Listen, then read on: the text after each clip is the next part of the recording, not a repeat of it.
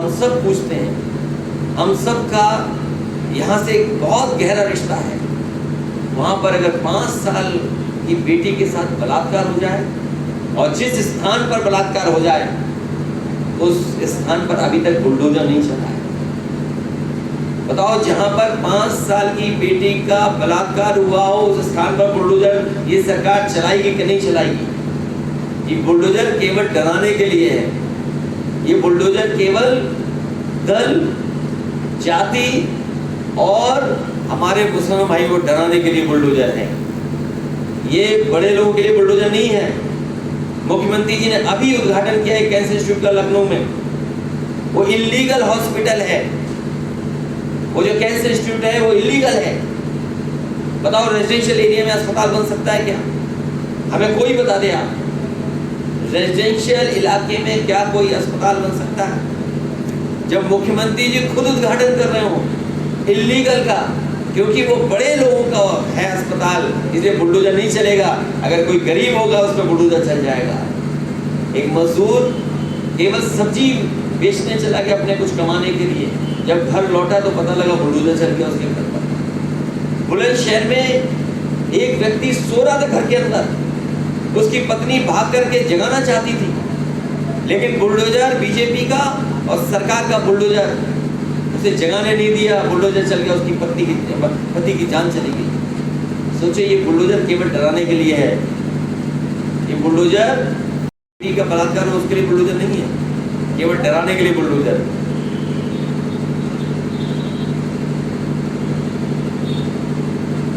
लगा कि उनकी भी जान चली गई। परिवार में कई छोटे छोटे बच्चे हैं, कोई मदद करने सरकार नहीं आई, और जब इलाज भी कराया गया तो जो मदद मिलनी चाहिए वो मदद नहीं मिली। और उस 5 साल की बेटी का इलाज केवल 1 महीने या 2 दिन का नहीं है, सालों साल इलाज होगा तब वो स्वस्थ हो पाएगी। तो बताओ, सरकार मदद करेगी कि नहीं करेगी? अयोध्या की पावन धरती पर अगर इस तरह की घटना हो जाए उस स्थान पर बुलडोजर चलेगा कि नहीं चलेगा? और ब्राह्मण समाज की बेटी है, बताओ सरकार मदद करेगी कि नहीं करेगी? अयोध्या से बेहतर और हमारे पुराने लीडर से बेहतर कोई नहीं जानता होगा। एक समय ऐसा था कि रात के अंधेरे में मूर्तियां रख दी गई थी। बीजेपी कुछ भी कर सकती है, बीजेपी कुछ भी करा सकती है। आप बताइए, चंदौली में पुलिस ने इतनी पिटाई की, इस शहर में आने के लिए किसी को नहीं रोका जा सकता। अगर कोई खराब आदमी है, किसी ने बुरा काम किया तो उसको सरकार सजा दे। और उस समय सरकार किसकी नहीं होगी? बीजेपी की सरकार नहीं होगी। बीजेपी ही कराती है, बीजेपी रोकती है। सोचिए आप, बीजेपी ही सरकार है, बीजेपी ही विपक्ष से काम लेती है। इसीलिए मैंने कहा divide and rule. Divide and rule में तो एक हिस्सा तो ये कि हमें और आपको बांट दिया, दूसरा हिस्सा ये भी है कि कंफ्यूजन फैला दो, किसी के बारे में कुछ भी फैला दो। ये भी डिवाइड एंड रूल का हिस्सा है। सर्वे में जानबाजी से सर्वे हुआ है, वर्दी थाने में सिविलिंग होने का दावा किया, क्योंकि कोर्ट का मामला है। सबसे बड़ी बात यह है कि जिनकी जिम्मेदारी थी सर्वे करने की, आखिरकार वो रिपोर्ट बाहर कैसे आ गई? और हमारे धर्म में तो ये है, हिंदू धर्म में, कहीं भी पत्थर रख दो, एक लाल झंडा रख दो, पीपल के पेड़ के नीचे मंदिर बन गया।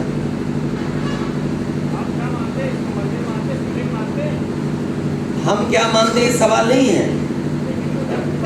हम सर्वे नहीं कर रहे हैं, ना हम सुप्रीम कोर्ट है ना हाई कोर्ट है। हम ये कह रहे हैं बीजेपी से सावधान रहिए। बीजेपी जानबूझ करके ज्ञानवापी मस्जिद का मामला इसलिए उठा रहे हैं, वो स्मोक स्क्रीन बना दी उन्होंने कि आप असली मुद्दे दिखाई नहीं दो। बड़ी बड़ी कंपनियां बिक गई, हमें और आपको पता ही नहीं लगा, हम और आप उस बहस में हैं। विदेश जाना था गेहूं, किस उद्योगपति के सारे पे रोक दिया कि जाइए विदेश ले जाओ गेहूं। आपने हमने सबने पढ़ा, लेकिन आपने और हमने ये नहीं पढ़ा कि विदेश जा सकता है गेहूं। हमने आपने ये जाना ही नहीं कि कब बैंक किसको बिक गई, बैंक मर्ज हो गई।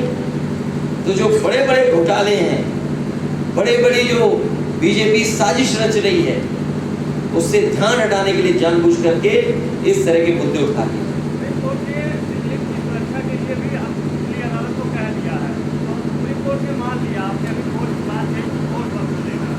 तमाम 1991 का एक्ट है, मुझे उम्मीद है सुप्रीम कोर्ट उस पर ध्यान देगा। मुझे उम्मीद है कि जब यहाँ के अयोध्या का फैसला आया उसमें भी कहा गया कि ये हम और इश्यूज के लिए नहीं माना जाएगा। इसीलिए मैं कह रहा हूँ कि बीजेपी जानबूझ करके संस्थाओं से खिलवाड़ कर करके ये फैसले करा रही है। और हिटलर के जमाने की कविता है, आप पढ़ लें। उद्योगपतियों को बड़ी बड़ी चीजें बेची जा रही हैं, कंपनियां बिक रही हैं, LIC बिक रही है, एयरपोर्ट पहले ही बिक गए हैं, सड़क बिक रही है, ट्रेनें बिक रही हैं, ट्रेन स्टेशन बिक रहे हैं।